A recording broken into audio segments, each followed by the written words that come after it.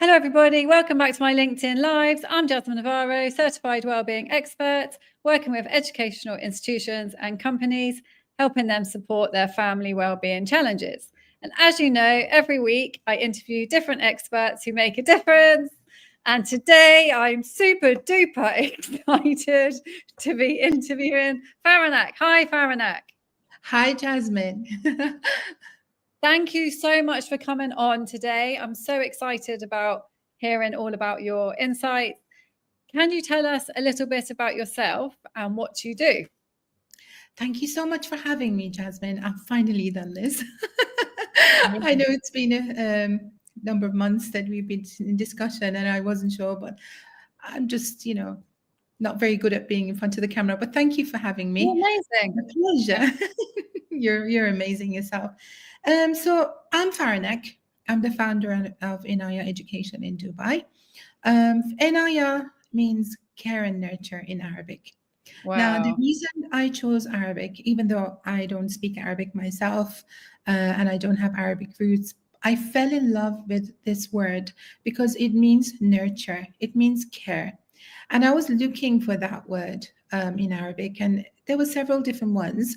And when this came up, I was like, wow. So Enaya was born during COVID in 2020. After I was made redundant from one of the schools I worked as Senko.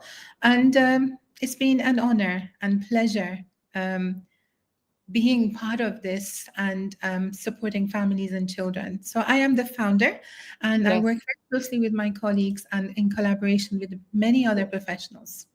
Okay, so what does Inaya do? Okay, so Inaya is a learning support. Actually, it's an academic learning support company.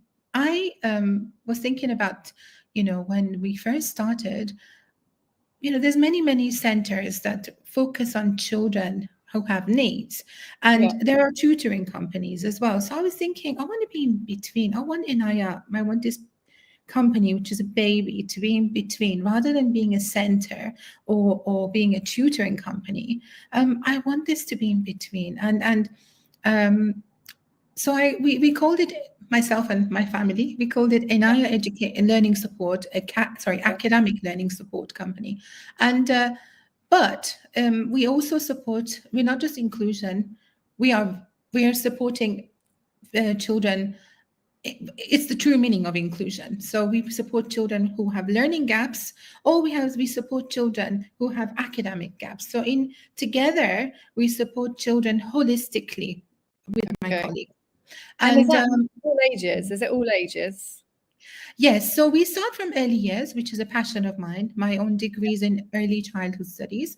It's a massive passion of mine. And we go all the way to university as well. Okay. Amazing. So you chose this title for today, The Lasting Impact of Early Identification of Needs. And by the way, we've had a lot of questions about this, a lot of interest, because it's such an important topic. So can you tell us a bit more about what this means and why you chose it for today? It's a very, it's a passion of mine, actually, early intervention. It's very close to my heart. I, as a mother, have been through several challenges when my eldest son was young at school, and I can now see the impact of not getting the support when he was younger. Why? Because early identification was not so well known then. Why? Because it was many years ago. I'm not going to say when, but it wasn't recent. So it was many years ago. So it was quite challenging for me as a mother, because I just knew there was areas that he needed support with, whereas the education system were not familiar with this. And they were saying, well, it's your parenting skills or it's your cultural background, because, brought up in the UK being Persian originally, there were sort of, especially when we moved up north, London wasn't so but when up north, I think he was probably the he was probably the only child in that entire school that was a bit sort of ethnically different. So it was very much blamed on me as a mother or my culture. Really? That must have felt awful. Absolutely. I mean, up to now, I mean, so many years later, I still can't believe. But do you know what? I've Yeah. risen from it, and it's fine. And where I lived is now very multicultural, so it's nice to see that. But Yeah. I think what I would have liked is actually teachers understanding my son's needs.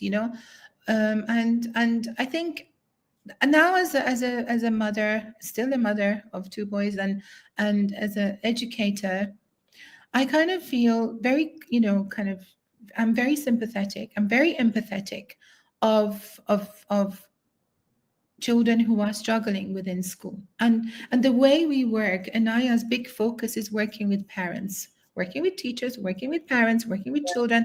But the big focus is working with parents because I think they really need nurture and with Yeah. early identification of needs in particular. And it Mm. is really hard professionally not to bring my own experience up because um, at the time I wasn't in education. I was in a completely different field and quite young. I was a very young mum and I was just overwhelmed. So, So yeah. relating. Sorry. Yeah. No, just to go back to that, when you were a mum, and so you knew, did you know that there was something, your son needed something that he wasn't getting? Did you have that instinct? Absolutely. But then Okay.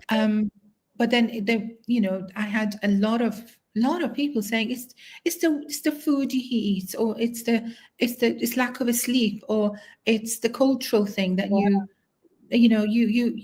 in the Middle East. I mean, to be honest, that's not what we do. I don't know where that came from.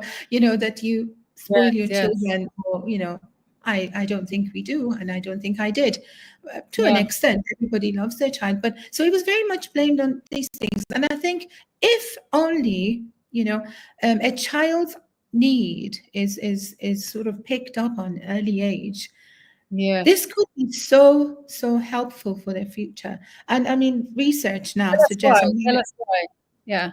yeah, research now suggests that um, the earlier you help a child, the more chance they have to be successful, confident adults. And this is how people do well in life. When you have confidence, when you believe in yourself, when you have that self-esteem, equals success in its own.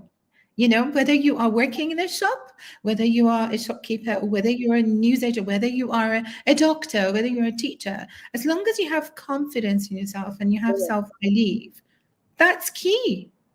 And yeah. I think That's for every early. child. Yeah. For every child we're talking about. Yeah. Absolutely. Absolutely. And I think as adults, sometimes we kind of think about our childhood and maybe I should have done, or maybe, and I can, for example, when I was doing my master's in Manchester, I was doing it in the evenings because I was working at college. I was a teacher trainer at college, and I was working during the day and studying in the evenings, doing my, and we did the dyslexia um, module. And I was like, oh my gosh, from the beginning, I was like, that sounds so much like me. And she was like, Really? my lecturer was like, no, everybody thinks that. And I was like, no, but that's so much like me. I can't believe that sounds just so much. She was like, yeah, but everybody. But then the more I kind of learned about this, the more I realized, oh my gosh, I was dyslexic, and I actually had a test done. And I was dyslexic as a child. I didn't know that.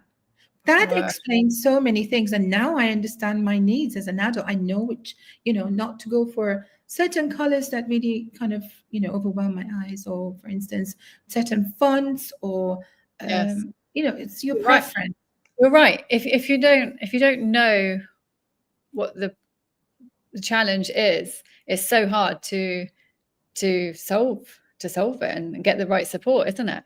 And then you're just Absolutely. left by yourself, and that actually can probably Yeah. eat away at your confidence as well, because then you just feel alone. You don't want to ask for help. You feel like there's no help, and it's a downward spiral, isn't it? People are suffering when they don't need to.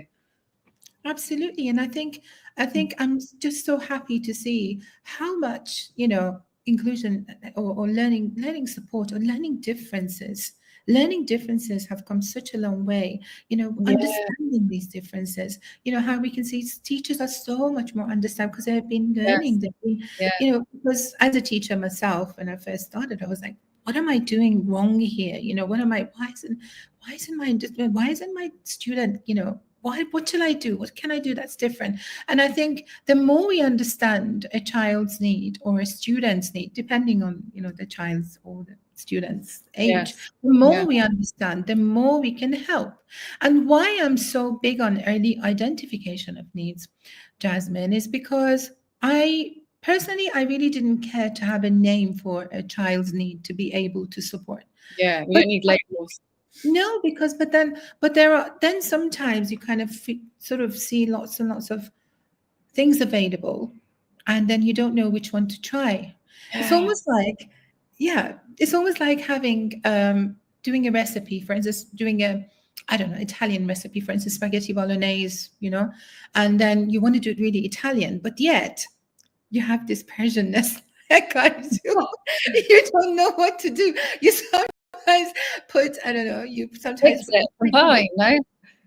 like I don't know, maybe I put salt and then I maybe put saffron. I mean, you don't put saffron in, So the way I explain it to the parents I work with is like, the way we do it is like, us teachers, educators, we need guidance. Yes. But not every child needs a speech therapy. Not every child needs an occupational therapy. Or what's very, well known in UAE or in the Middle East is ABA, which not very familiar in the West. Yes. Not every child needs that. So I love that. Absolutely. So I work very closely with a lovely pediatrician who's a developmental specialist as well. Okay. Sorry to interrupt you, but can you tell us, like, what problems do parents come to you with? So referrals can either be from schools that we work closely with, or recommendations from your colleagues. They talk to each other about Inaya, and I'm very honored and thankful. Or they come, they speak to the parents, and parents come to us directly. And I think anxieties arise from having, for instance, a talk with a caring teacher who's worried, most of the times either parents' conference or parents' evening, or that's when they what kind of worries. So it could be gaps, academic gaps. And for instance, a lot of children who, even now we can see post-COVID, impacts on children's learning.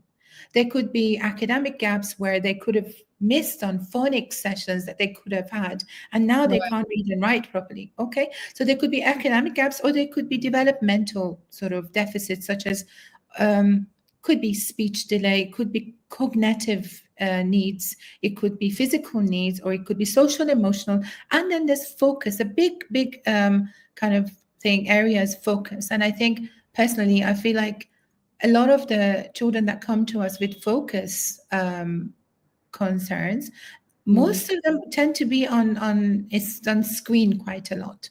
So using the screen, when you speak to the parents, like, they come and my son's on iPad a couple of hours a day. So thank you. All right, let me just say hi to everybody who's joining. Hi, everybody. We're talking about the lasting impact of early identification of needs. Hi, Deepika. So lovely to see you. Hi, Violet, Rio, Art, Hannah, Accidental Life Coach, and so many other people. Thank you so much for joining. If you have any comments or questions for Faranak about the importance of early identification, please let us know. And so, Faranak, I just wanted to say, no, it's amazing, all of the work that you cover and the parents that you support, teachers you support. But how can we identify these needs? Because some parents or teachers might not know how to do this. So what are the signs to look out for? I think we have two kind of situations. We have situations whereby parents are seeing things at home, but they are ignoring them, signs. And they're just part of growing up. And sometimes they notice things and they just, it's part of growing up. So, and I've noticed this, or there sometimes can be in denial, cultural reasons, or, reasons for their, and then we have the kind of things that could be arising from schools, where to do with behavior, attention and focus, Right. Language development, Not knowing and also language development. So maybe and not also not could knowing. be EAL. Yeah, it could be language due to the fact that they don't have English as a first language, but then there could be language to do with acquisition, but also to do with cognitive kind of needs that could be Right. addressed by a speech therapist.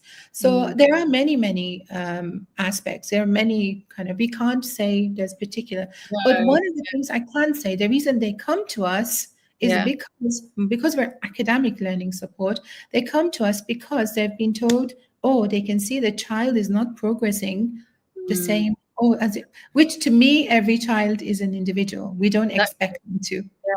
So we might actually work very closely in this situation. We go and observe the children. We work very closely with the schools. We are all about collaboration. Inaya is all about working with others. And you know that from, knowing me from the beginning. We work very closely with the teachers, and we work very closely with the management of the school to find out more about the child. And then we talk to the parents. We talk to the teachers after our observation. We always do an observation. Then we triangulate all the information. We sit down and we find out even more. Then we sit down and come up with a plan. Whether we do an intervention straight away and evaluate in 6 weeks, or whether we directly say to the parents, we really feel that, your child needs to have an assessment. And please don't worry, we always, nurture them. And this is because we just want to help your child. We want to see where we can help him more. Because as I said, remember the recipe I was saying? That all the outcomes or everything that we would do relate to the assessment report that we get from, for instance, the doctor I work very closely with, Dr. Khadija, who we met, and she's a pediatric developmental specialist, also a pediatrician. So she will do a full report, and we will follow the recommendations, the accommodations and modifications. Then we also look at the recommendations for support, right? And then we work very closely with the school to make sure the IEPs is being done, and then they're implementing the strategies, not just having a title or having a name for the child's needs. We don't want that. We want to see how we can support the child. And usually we work very closely with schools, and we have a good relationship with, management, SENCOs, heads of inclusions and teachers. And we can start seeing progress, because that's what we want at the end of the day. We want the child to be doing well, whether they need differentiation, with their work, or whether they need, whether they're in line with, doesn't matter. Every child is unique. No, I love that. I think that's so important. Every child is unique, and we have to treat them all differently and find out what's best for them, because they all have different needs, similar but different needs. But so you work with parents and schools. So sometimes you have to, I guess you all have to work together. How does that work? It's been great. I think there's a matter of trust at the beginning. I think when we first started, it is difficult for a teacher or for the whole school, the school people you work with, and suddenly someone to come from outside. And I'm a learning support specialist, so my background is learning.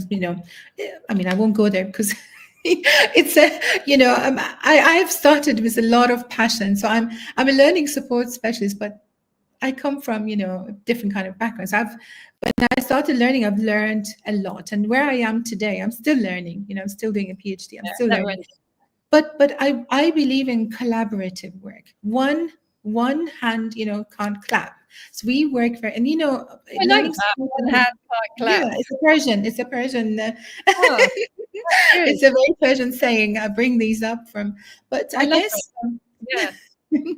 So I think it's really important to imagine ourselves to be in an orchestra, and everyone playing the key that is relevant to the song. If you're out of tune, it won't work. So it can be at the beginning when they're not sure, until you start talking to them, until you see that the energies are aligned, and the key focus is the child. We're not here to say we know it all or they know it all.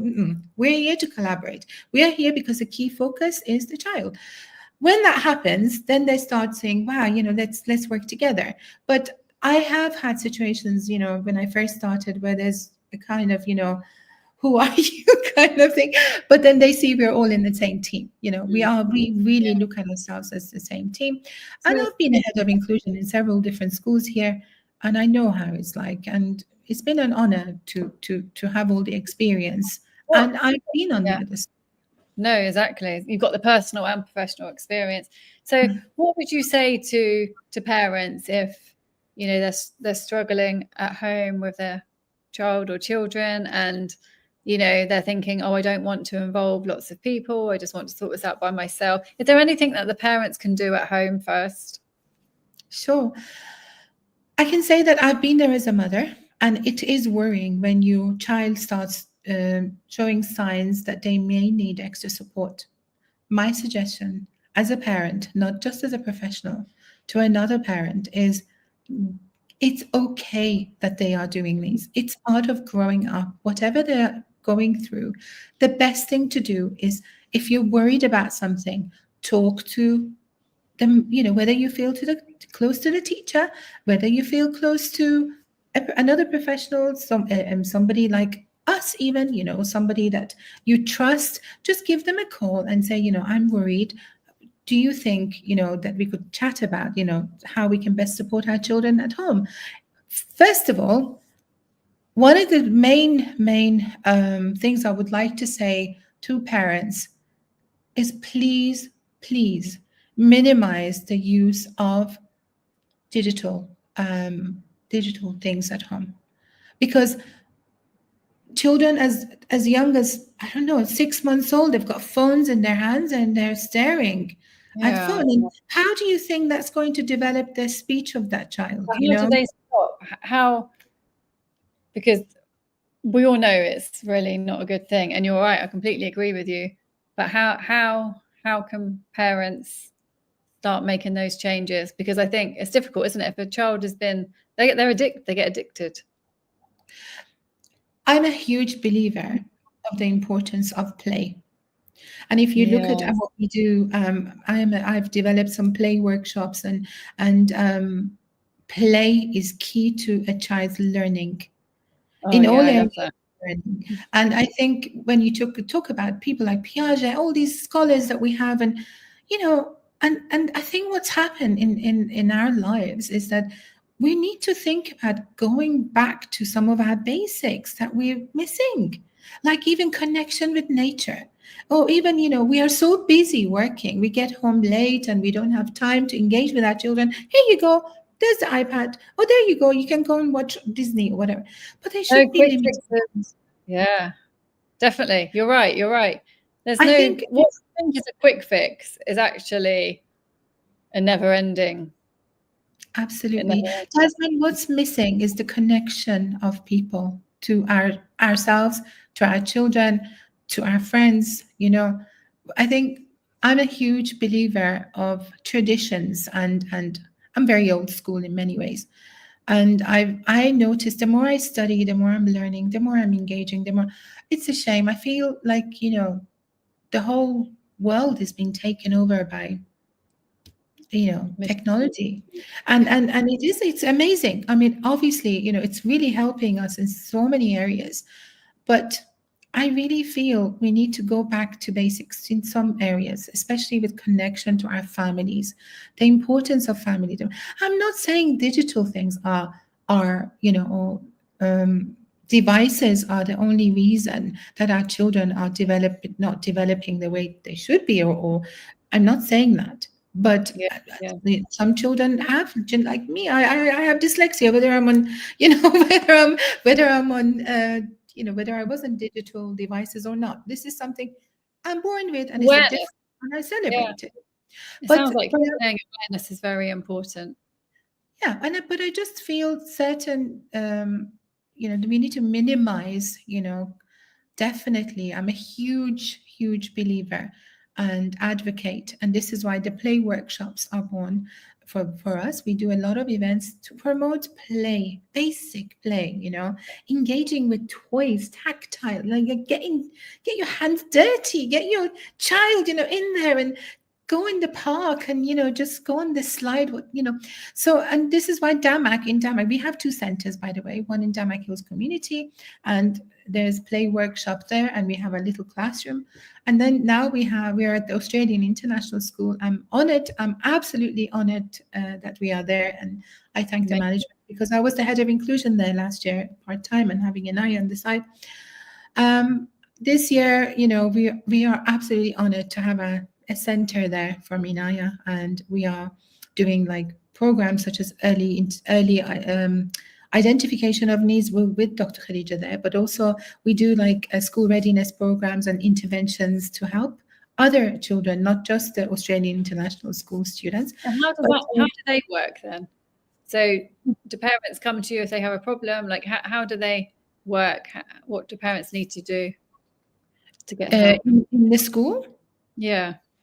So basically, we work very closely with the management in the school.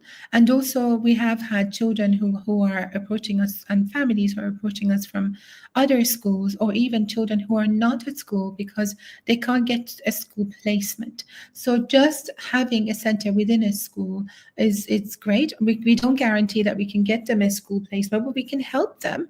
But the fact that they can come into this school and experience that, the building of a school with, and the center within, and we've got like therapeutical approach to our teaching, and we support gaps there. We collaborate with lots of different professionals. We're getting our own OT and speech in future, but our main goal is for children to engage with each other, and also develop their social skills, support their emotional skills. They shouldn't be at home. Children need to be with children, then learn together, and we plan for their activities. So early intervention for us there is a lot of therapeutical play, a lot of therapeutical arts and crafts, but also we do phonics, maths, literacy, numeracy skills, depending on the child's age range. Yeah. So just Sorry, just to recap again. No, I completely understand why early identification is so important. But can you just explain briefly again, like what's the difference between early identification and maybe late? Like, does it have that effect? This is a good question, and I've been studying this, and I mean, the Early Intervention Foundation in the UK, if you look, if we look at the report in 2021, is showing that when children are supported at an early age, they are more successful adults. They see a lot of adults with anxiety and depression, or many different things, because the society, when we grow up, we have to go into the society, right? We've got these needs that have not been addressed. As adults, we struggle. We might be masking it outside, and I know many people that do. And I know, this is very close to my heart because I can see it. And as adults, they do not accept that there's certain things they need to address.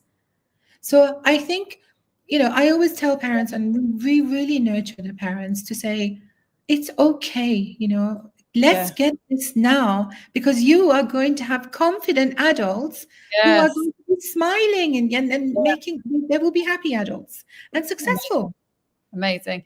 I love that nurture. It seems so important because you've mentioned it a few times as well. No, but thank you so much, Faranak.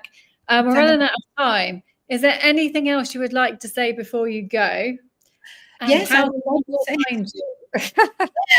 like to say this is the first time I've actually done something like this, even though Anaya's 4 years old.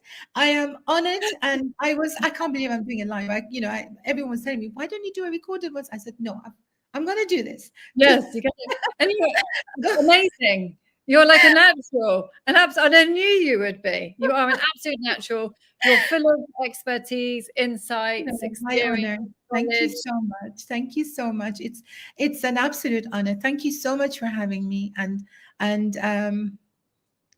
I can't wait to. We are going to be collaborators. I can't wait to be collaborators. We've already done one amazing event at Damac Hills. It was a pleasure having you there. No, thank you so much, Faranak. Lots of exciting things coming. So if you have any questions about early identification or anything we've spoken about today, please contact Faranak directly, or you can put a comment on the post and Faranak will be happy to reply to you.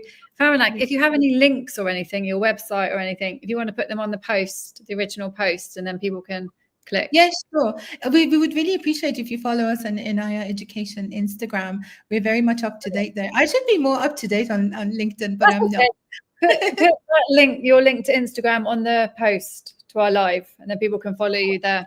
Oh, thank you. And please subscribe to Jasmine's YouTube channel. She's amazing.